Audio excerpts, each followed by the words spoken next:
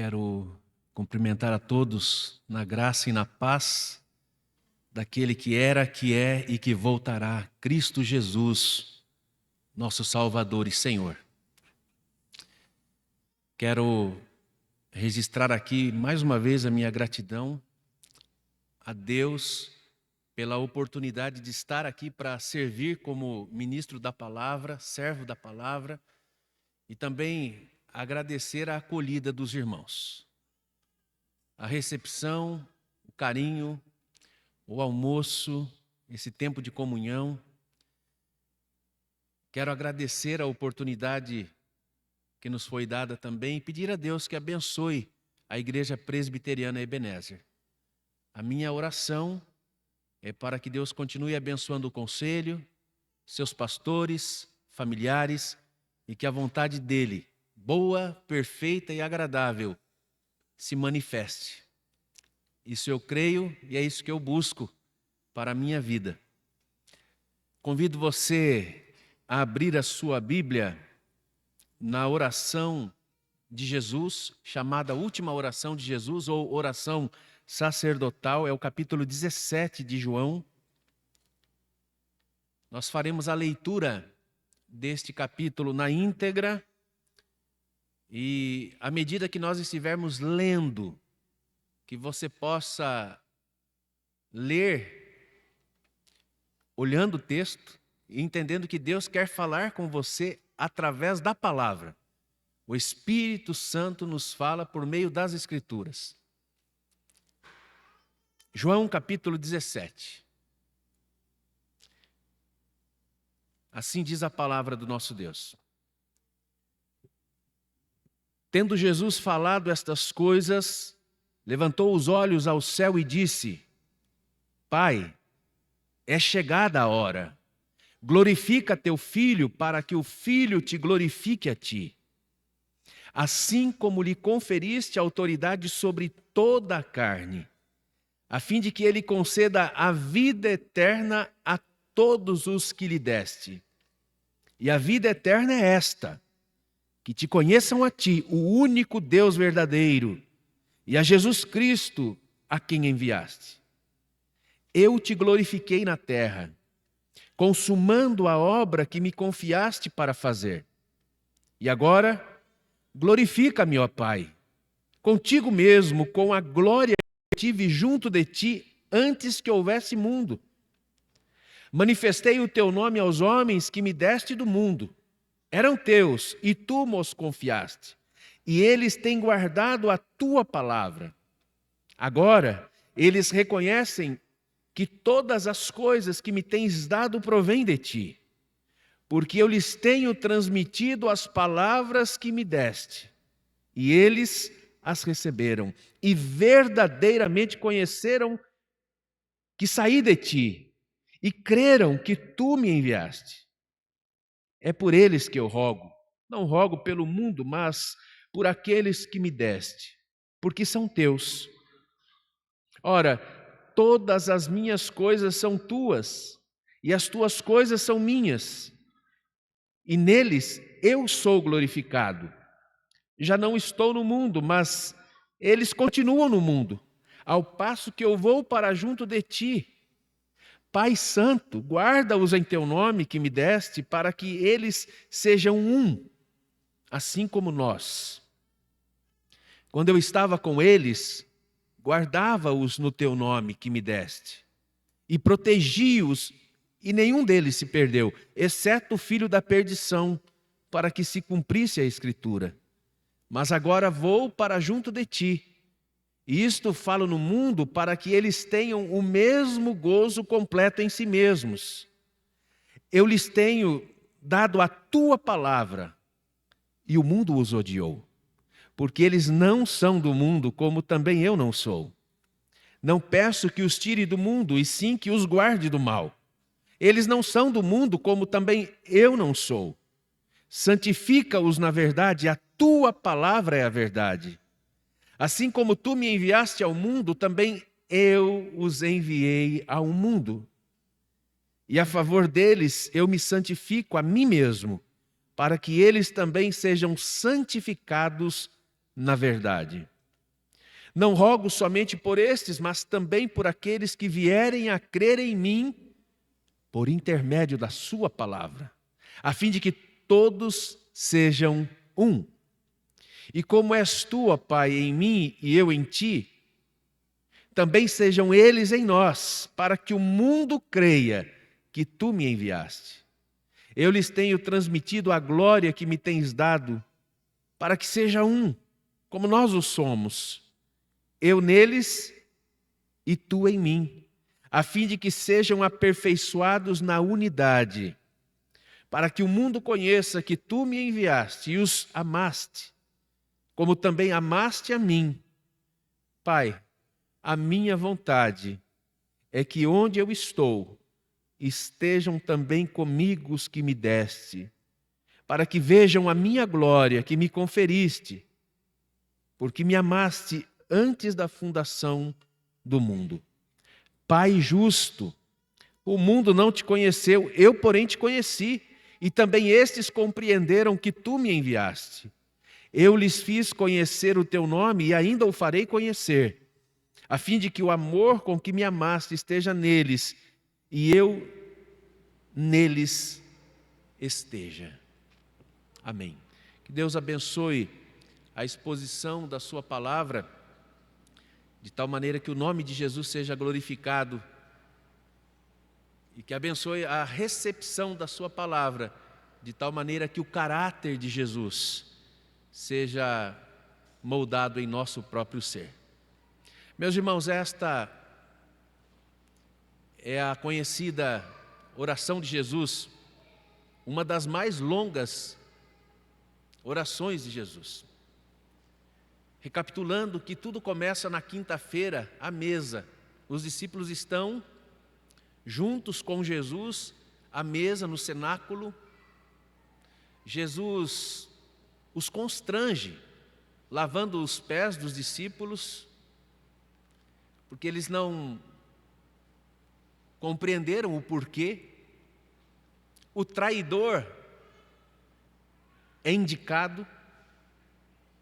Ele também adverte a respeito da negação de Pedro. Eles ficam desconcertados. Mas, de repente, Jesus começa a falar a respeito da sua morte, da sua despedida, e passa a discursar. É o discurso da despedida. Por isso que agora, no capítulo 17, tendo Jesus falado estas coisas, o sermão de Jesus pregado aos discípulos, aquilo que ele compartilhou com os seus discípulos a respeito da sua partida, ou melhor, da sua volta para o Pai. Ele acabara de falar aos discípulos sobre o Pai, e agora ele está falando ao Pai a respeito dos seus discípulos. E Jesus mostra nesta oração ao Pai, na presença dos discípulos, o plano que ele tinha para os seus discípulos. O plano de Jesus para nós. O que é que nós aprendemos com a última oração de Jesus? O plano de Jesus para nós. Uma vida que glorifica a Deus, uma vida de comunhão com os irmãos e uma vida dedicada à pregação ao mundo, aos perdidos. Nessa oração, meus irmãos, Jesus ora primeiramente por si mesmo. Dos versículos 1 ao 5, Jesus está orando ao Pai e diz ao Pai que ele concluiu a sua obra, glorificando ao Pai, porque era prioridade de Jesus promover a glória do Pai. O Espírito glorifica ao Filho, o Filho glorifica ao Pai. E todas as coisas que Jesus começou a fazer e a ensinar visavam a glória de Deus entre os homens. João vai dizer no início do Evangelho: e vimos a sua glória. Jesus diz ao Pai que completou o seu trabalho, a consumação da obra salvadora. Em seguida, Jesus ora por seus discípulos imediatos, pedindo duas coisas: que Deus os guardasse do mundo, no mundo, de todo mal, e que Deus os santificasse na sua palavra. E depois, dos versículos 20 a 26, Jesus ora por todos nós, pela igreja, mesmo a igreja de hoje, aqueles que viriam a crer nele, que ele foi o enviado de Deus. Então Jesus ora para que todos nós, a igreja dele, unidos nele, participássemos da sua glória. É interessante que nesta oração, a última oração, Jesus não pede riquezas materiais para os seus discípulos. Tampouco Jesus pede capacidade para perseguir os perseguidores do Evangelho, força ou influência política para deter aqueles seus perseguidores. Não.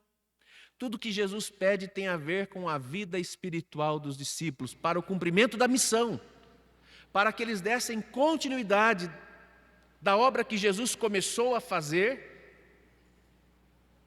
e a ensinar a sua igreja, treinando-a para a proclamação do Evangelho.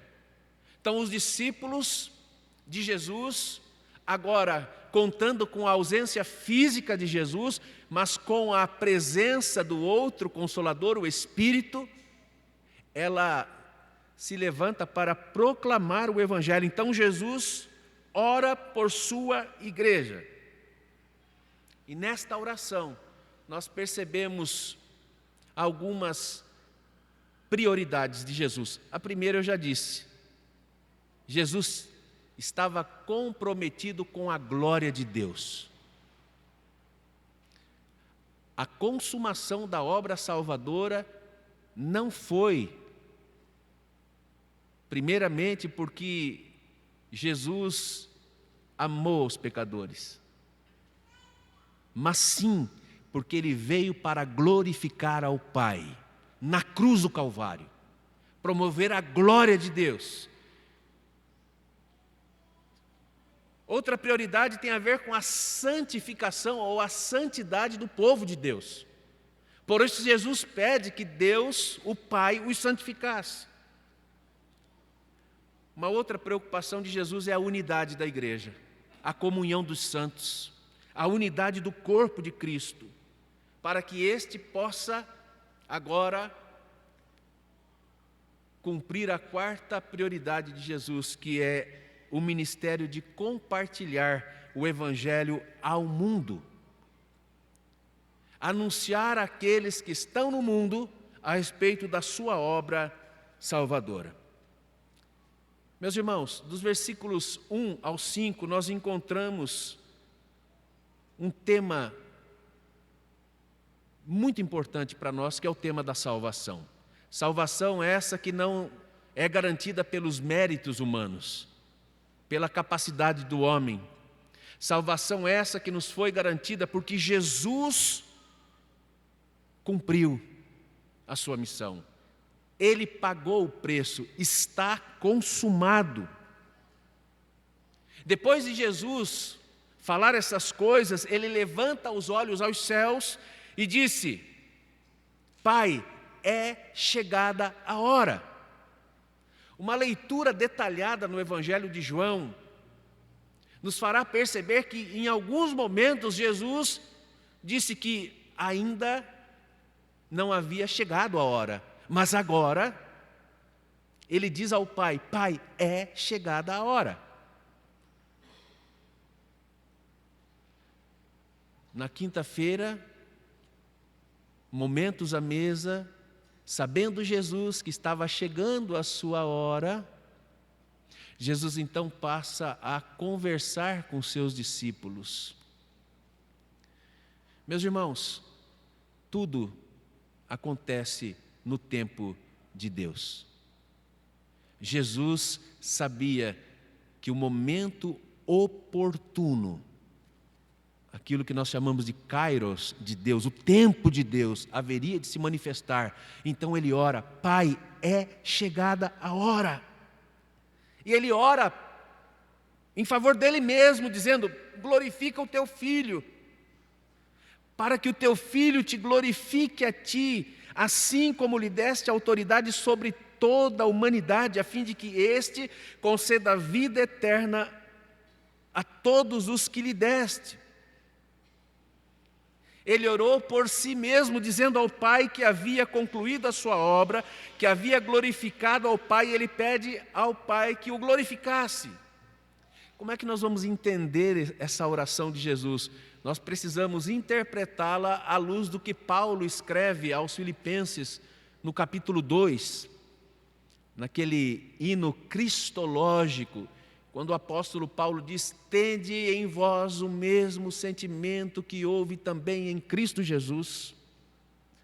Pois ele, subsistindo em forma de Deus, não julgou o ser igual a Deus, antes a si mesmo se esvaziou, assumindo a forma de servo, tornando-se em semelhança de homens, e reconhecido em figura humana, e se humilhou, a si mesmo se humilhou, tornando-se obediente até a morte, e morte de cruz.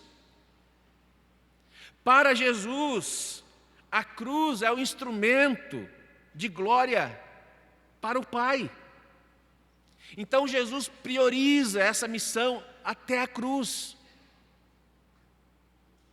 E porque foi obediente até a morte, porque se humilhou, e a encarnação de Cristo no seu ato de humilhação, Deus o Pai o exaltou sobremaneira e lhe deu um nome que está acima de todo nome, para que ao nome de Jesus se dobre todo o joelho, nos céus, na terra e debaixo da terra, e toda língua confesse que Jesus Cristo é Senhor, vírgula, para a glória de Deus Pai.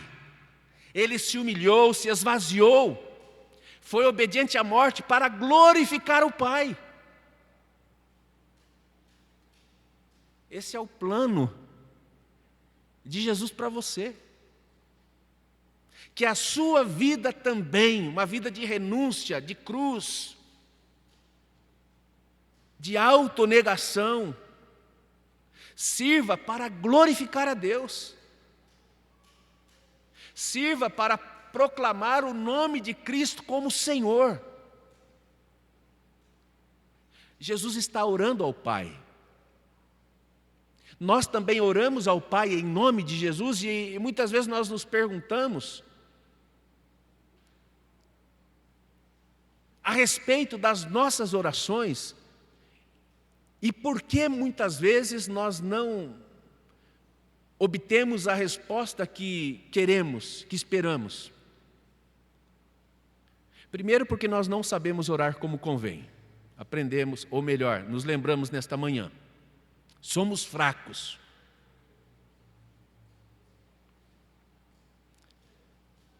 Um outro entendimento é porque as nossas orações não estão comprometidas com a glória de Deus. O que você tem orado, o que você tem buscado de Deus, tem como fim a glória de Deus? Ou apenas uma satisfação terrena, material, egoísta? Algo que diz respeito apenas a esta vida? Os seus pedidos, propósitos, aquilo que você tem colocado diante de Deus, tem compromisso com a glória de Deus? Eu não contei pela manhã, mas eu vou contar rapidamente uma experiência que eu tive. E quando eu leio Romanos 8, 26, que nós não sabemos orar como convém, nem sempre a glória de Deus tem a ver com a resposta. Falei pela manhã que, num certo período da minha vida, eu estava tentando ser jogador de futebol. E eu orava muito, eu já era um jovem cristão, estava com os meus 16 para 17 anos, então eu orei, eu jejuei, eu me consagrei, saí para fazer um teste de futebol, e a minha oração era: Senhor, se for da tua vontade que de fato eu seja um jogador de futebol, eu vou ser aprovado nesse teste. Era uma manhã, 7h da manhã, Dr. Júlio Mazei, não sei quem conhece, foi ele quem revelou Edson Arantes do Nascimento, Pelé. Ele esteve lá em Itapeva, se não me falha a memória, era um 14 de maio de 96, e eu fui, era uma bateria de testes, mais de 300 jogadores, e naquela manhã eu entrei com essa convicção: ao final do dia, se ele falar o meu nome, é porque a vontade de Deus é que eu seja um jogador de futebol. Lembrando, eu havia passado um tempo de oração, quebrantamento, jejum, colocando a minha vida para fazer a vontade de Deus. Sabe o que aconteceu? Começou o treino.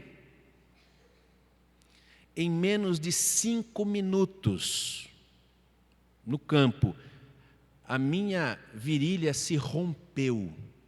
E eu caí, comecei a chorar.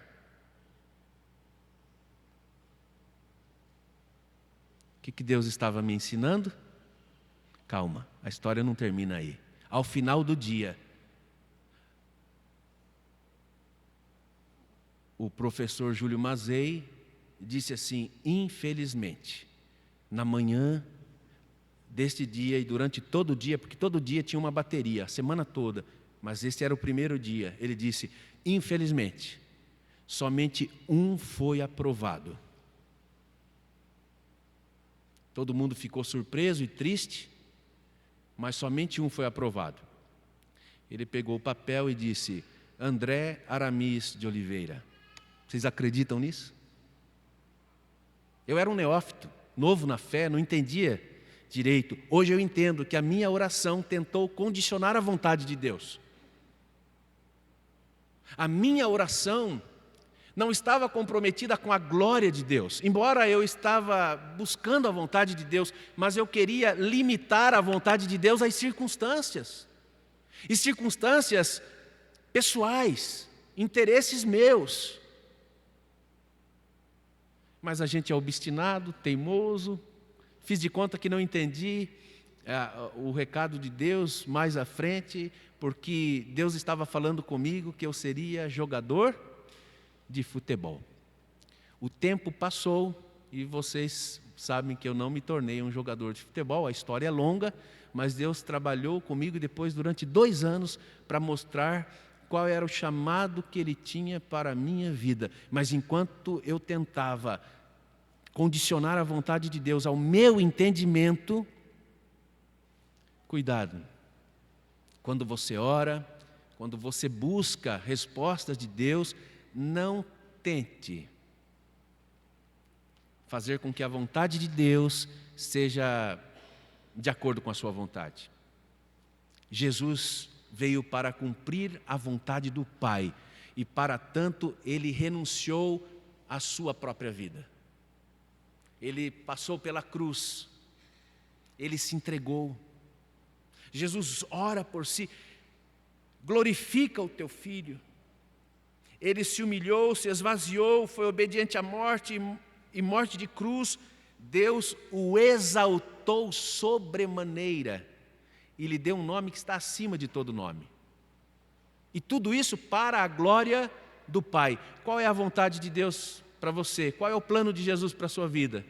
Uma vida que glorifica a Deus. Portanto, quer comais ou bebais ou façais qualquer outra coisa, fazei tudo para a glória de Deus. A cruz manifestou a glória de Deus, foi um instrumento. Ali Jesus demonstra compaixão, paciência, poder de dar a sua vida para resgatar aqueles que creem, os escolhidos de Deus.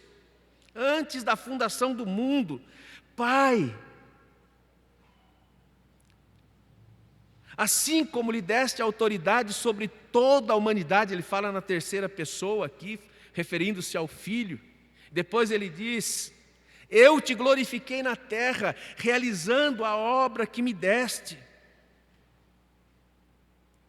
A palavra-chave aqui é salvação, e a salvação está atrelada à glória de Deus. Graças a Deus por isso, meus irmãos. Porque nós temos segurança eterna da salvação, porque não depende de nós. Tudo já foi pago por Cristo na cruz para a honra e a glória do nosso Deus. Uma outra reflexão importante é se na nossa vida também nós temos feito tudo para a glória de Deus. Isso nos leva a pensar sobre as nossas motivações e intenções. Por que fazemos o que fazemos? Por que eu sou pastor? Por que você é presbítero? Por que você é diácono? Por que você é membro de uma sociedade interna ou de um ministério da igreja? Por que você é membro de uma igreja? Qual é a razão de ser? Se não for a glória de Deus, é vaidade, vazio, ilusão. Mas se for para a glória de Deus, nós estamos dispostos a nos humilharmos também, a abrir mão dos nossos direitos, da nossa razão, da nossa verdade, porque o que Jesus fez na cruz é abrir mão, renunciou à sua própria vida, e agora no versículo 2, ele diz: assim como lhe deste, como lhe conferiste a autoridade sobre toda a humanidade. Jesus é Senhor, é aquele que tem o domínio, a autoridade. O Pai confere ao Filho a autoridade sobre toda a humanidade. Os discípulos estavam perturbados, preocupados, angustiados, mas eles estavam diante de Jesus, que tem todo o poder e toda a autoridade. O Filho concede a vida eterna. E o que é a vida eterna? Que conheçam a Ti, o único Deus verdadeiro, e a Jesus Cristo, a quem enviaste. O conhecimento de Deus, não um conhecimento teológico, filosófico a respeito de Deus, tampouco um conhecimento para ser debatido, polemizado, mas é um conhecimento que gera intimidade, dependência, um conhecimento que nos leva a perceber quem somos diante daquele que tem todo o poder. Nada, dependemos dele. Esse é o reconhecimento que nós precisamos fazer. A maneira pela qual os homens, o ser humano, vem a ter a vida eterna é conhecer a Deus e conhecer a Jesus. Cristo, então, depois de orar por si, ora pelos seus discípulos. Agora a palavra-chave não é mais salvação, e sim santificação. Isto é, o relacionamento dos discípulos com o mundo. Eles foram santificados, separados do mundo. E Jesus declara: eu lhes tenho dado a tua palavra.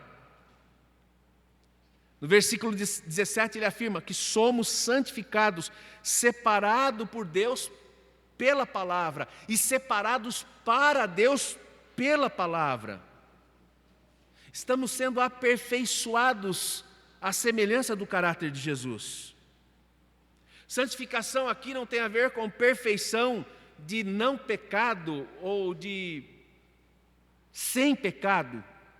Caso contrário, Jesus nunca diria: eu me santifico a mim mesmo, pois ele não tem pecado. Nós estamos num processo de santificação e nós buscamos a santidade na verdade. A verdade de Deus foi revelada em 3 edições. Sua palavra é a verdade, João 17. Seu Filho é a verdade, João 14:6. E seu Espírito é o Espírito da verdade, João 14:6. 6:16 também fala do Espírito da verdade. E para experimentarmos a verdadeira santificação, nós precisamos desses 3 elementos, digamos assim. Nós precisamos aprender a palavra de Deus na nossa mente, no nosso intelecto. Nós precisamos memorizar as Sagradas Escrituras, porque o Espírito nos lembra a palavra, e é a palavra que nos santifica. Nós precisamos amar a verdade que é o Filho com o nosso coração, numa entrega pessoal.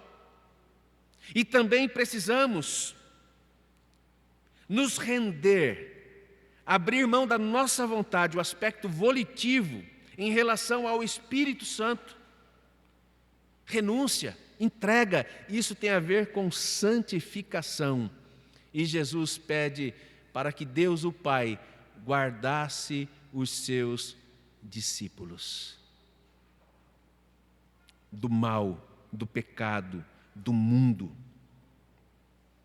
para que eles mantivessem uma vida pura na palavra. Na verdade, Cristo nos enviou ao mundo para tomar o lugar dele. Que responsabilidade! Agora nós temos essa responsabilidade de transmitir Cristo ao mundo através da nossa vida, do nosso testemunho, da nossa palavra. Há uma frase que foi reconhecida ser de Francisco de Assis, que diz: evangelize, se necessário, utilize as palavras. Gente, essa frase é uma frase de efeito, mas que tem muito defeito, né? Porque o Senhor da igreja nos disse para evangelizar verbalmente. Quando você lê os evangelhos e Atos dos Apóstolos, a ordem é para pregar, proclamar, anunciar, confessar, verbos da fala. Então nós precisamos pregar, falar, anunciar Jesus ao mundo. É verdade também que nós falamos através da nossa vida, do nosso testemunho no mundo. Jesus ora pelos seus discípulos e pela sua igreja agora, a igreja de hoje, a igreja daqueles que viriam a crer, para que estes fossem unidos. Ele ora pela unidade da igreja, do corpo de Cristo. O plano de Jesus para nós é que tenhamos uma vida que glorifica a Deus, mas também uma vida de comunhão com os santos. A chamada koinonia, a comunhão do corpo de Cristo, se dá de muitas maneiras. A palavra koinonia pode ser entendida também com muitos significados. Uma delas é fazer parte, participar. Envolve parceria, mutualidade, reciprocidade. Nós somos um em Cristo, um só corpo, temos um só Senhor. Somos um corpo que tem muitos membros, cada membro tem um dom do Espírito.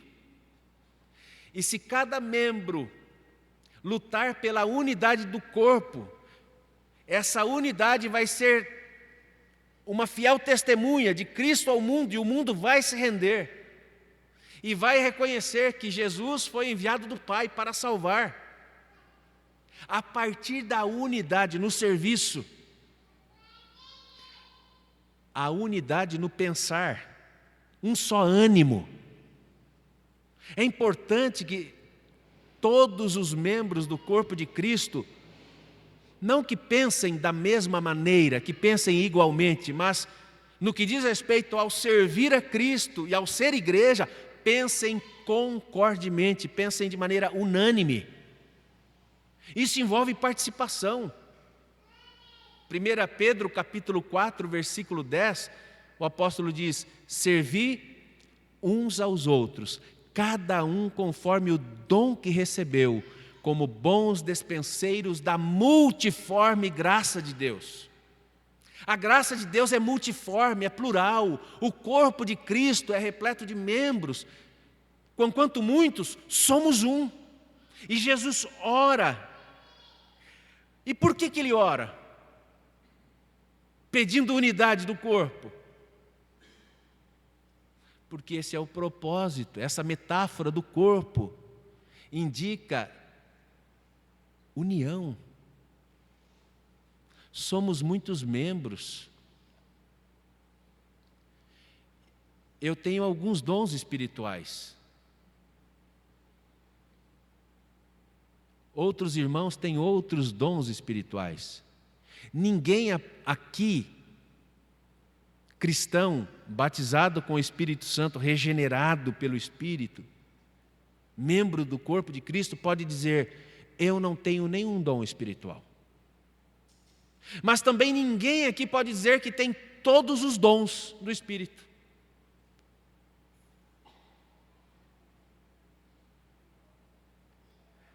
O importante é que os dons sejam utilizados para a edificação do corpo e para a unidade da igreja.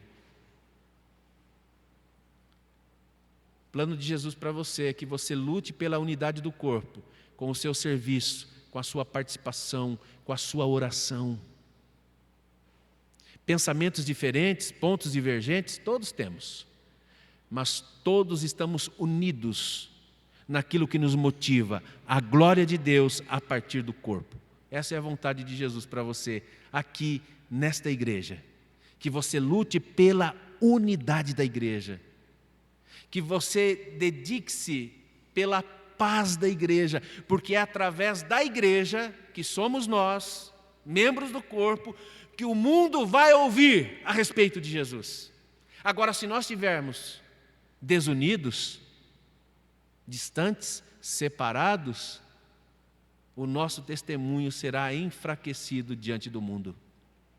Talvez seja esse um dos motivos que muitas igrejas estão tão intimidadas na evangelização dos perdidos. Esse é o terceiro propósito de Jesus para a sua igreja e para a sua vida. Que você se dedique à pregação da palavra ao mundo, aos perdidos. Se você está aqui é porque você acreditou no Evangelho, na palavra. E você sabe que o Evangelho, a boa nova de Deus, é para ser pregada no mundo. As pessoas que estão no mundo, para que elas, alcançadas pelo Evangelho da graça, sejam transformadas à semelhança do caráter de Jesus. Para que elas sejam salvas do poder de Satanás, do inferno, da morte eterna.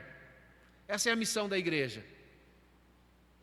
Essa é a missão do corpo de Cristo. Por isso Jesus orou: eu os enviei ao mundo.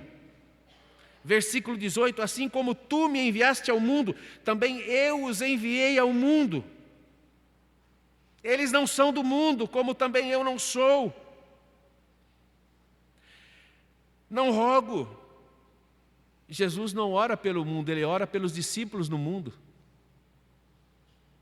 Ele ora pela sua igreja, para que a sua igreja entenda que a vontade de Jesus é que onde ele esteja, também estejam com ele os seus, aqueles a quem o Pai lidera. Mais uma vez, a certeza da salvação. Nós somos salvos pela graça de Deus.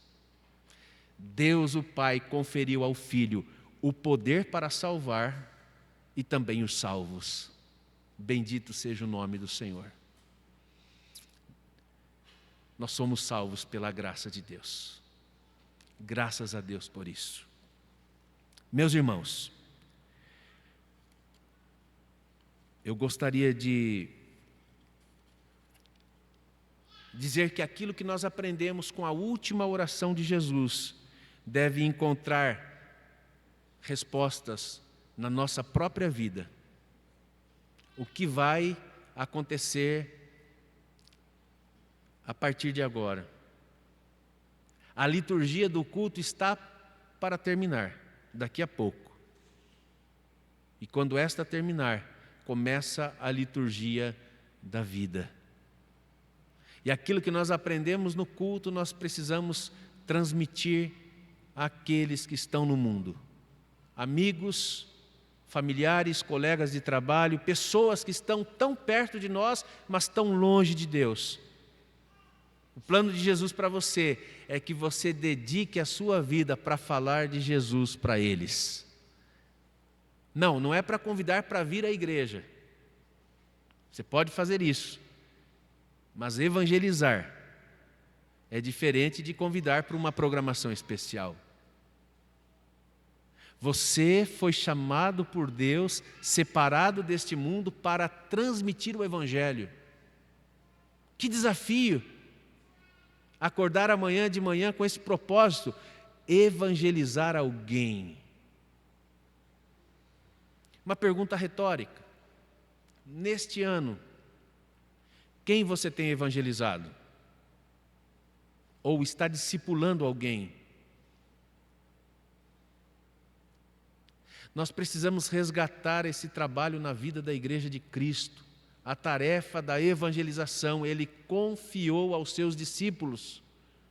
Ele completou a obra da salvação, orou pela santificação e agora Ele nos envia ao mundo para proclamar ao mundo que Ele é o Senhor. Nós vamos orar. Vamos orar pela igreja. Vamos orar como Jesus.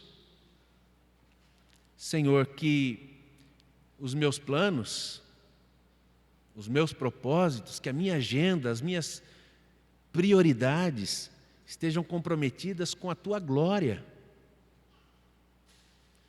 E se preciso for, Senhor, eu redefino a minha agenda, reposiciono as minhas prioridades, repenso a minha vida, eu quero Te servir. Não quero a glória terrena, material, eu quero a glória do reino. Vamos orar. Orar pela comunhão do corpo, tanto no serviço, como a comunhão nos relacionamentos. Quão bom e agradável é quando os irmãos vivem em união. Ali o Senhor ordena a vida e a bênção para sempre. A bênção da comunhão. Vamos orar para que esta igreja continue unida em Jesus, no serviço.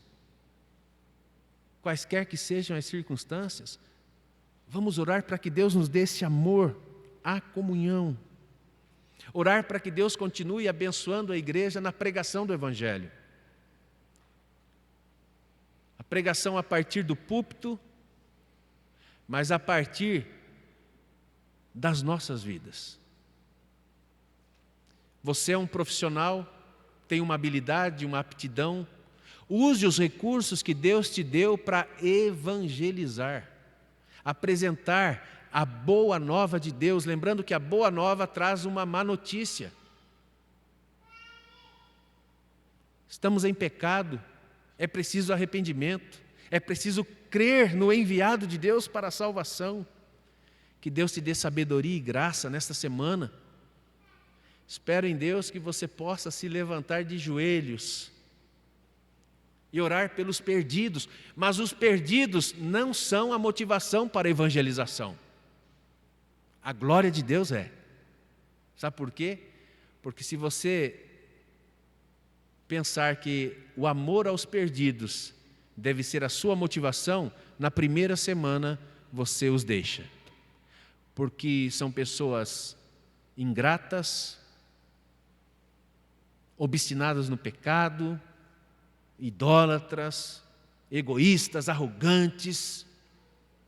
Mas se o seu compromisso for com a glória de Deus, a mesma glória que Jesus, o Pai, tinha, você vai evangelizar aos perdidos, apesar deles, com amor. Amor pelo Senhor. Vamos orar? Eu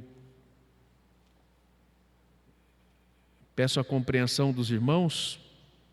Eu fiz um resumo aqui de manhã, à noite, para que você possa somar o tempo da manhã com o tempo da noite e a gente tem uma média, tá bom? Vocês entenderam, né? Quem esteve aqui pela manhã entendeu. Então vamos nos colocar em pé, eu gostaria de orar neste momento.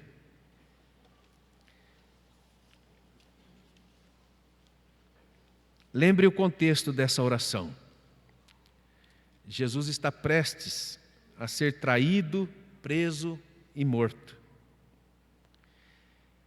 Ele está prestes a enfrentar a cruz pelos nossos pecados. E Ele ora por nós, Ele ora pelos seus discípulos. Ele ora buscando a glória de Deus. Senhor, nós estamos na Tua presença. E na Tua presença há plenitude de alegria. O que nós te pedimos nesta noite é que a alegria do Senhor seja a nossa força. Eu oro a Deus para que o Senhor restitui a alegria da salvação na vida de muitos que já estão desanimados, frios na fé. Eu oro a Deus para que o Senhor restitui a alegria do serviço, a alegria da consagração, do envolvimento com o corpo de Cristo, a alegria da comunhão, da mutualidade nos nossos relacionamentos aqui na igreja, ó Pai. Restitui a alegria de fazer parte da igreja. Quantas pessoas, ó Deus, estão afastadas da igreja, distantes do Teu reino. Restitui-lhes a alegria, Pai, e sabemos que o Senhor quer nos usar para proclamar o Evangelho da salvação. Aviva, Senhor, a Tua obra no decorrer dos anos, faze-a conhecida. Pai, continua a usar dos Teus filhos na vida desta igreja e que ela seja instrumento do Senhor para que no poder do Teu Espírito o Evangelho de Jesus seja pregado através da vida dos meus irmãos. Pai, traz de volta também, ó Deus, a alegria da Tua palavra, a alegria em ler a Tua palavra, em se alimentar da Tua palavra, a alegria de viver a Tua palavra, a começar em mim, a começar em nós, discípulos Teus. Transforma-nos pela palavra, santifica-nos na verdade que é a Tua palavra, em nome de Jesus, e para a glória do Teu nome é que nós oramos agradecidos. Amém, Senhor. Amém. Pode se assentar, presbítero. Esqueci de falar também que eu estou acompanhado da minha esposa e do meu filho, a Leia e o Emanuel. Eles estão aqui e também em nome da minha família agradeço mais uma vez pela acolhida e recepção dos irmãos.